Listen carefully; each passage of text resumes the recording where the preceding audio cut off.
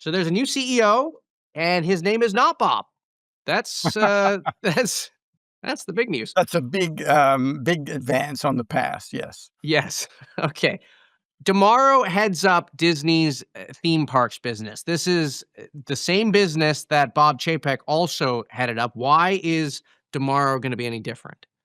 Well, a couple of things. I think the one thing to really understand about this is that Disney is no longer an entertainment company. It is primarily a um, theme park company. If you go back 5, 10 years, entertainment made up the vast majority of the profits of the company. That is not the case anymore. In the first quarter, theme parks made 3 times as much as the entertainment business.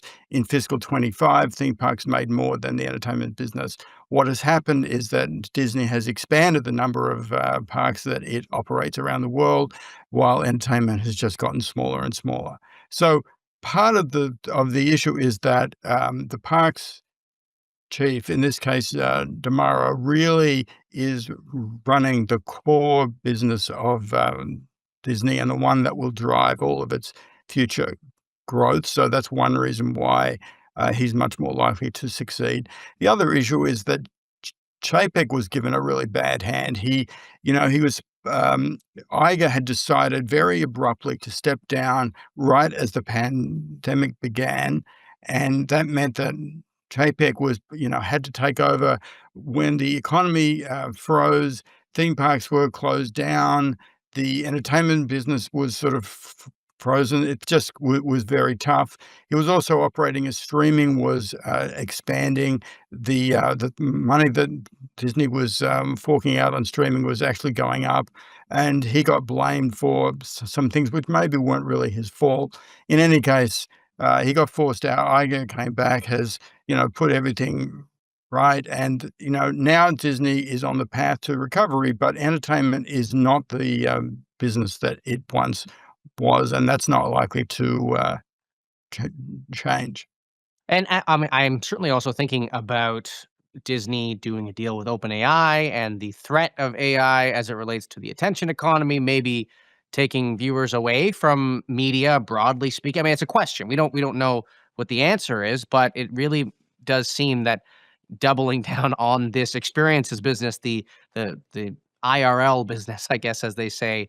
I mean, that seems to be what Disney is really betting the future of the company on. Yeah, Disney is making a bet that people will not wanna spend all of their time at home on screens, watching TV, playing video games, that they will actually wanna get out into the world and see other people, which is really nowadays, it's a daring bet. I mean, do people really wanna spend all of their time scrolling on TikTok or Instagram? Hopefully not. So, um the only issue is that the theme parks that Disney operates are horrendously expensive, and the lines are very long, so I'm not sure it's a really appealing experience to go down there, but, there are certainly Disney, park fans, and, I mean, I have a friend who has gone to Disney, I think, 5 times a year for about 30, years. There are people who are just cult you know, cultish fans of, Disney's parks, so, we will see, but,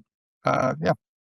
And very quickly, the on the media business, I mean, in the background, you have the Warner Brothers deal. I just wondered what the net impact of that deal is on Disney's media business and how you see that faring.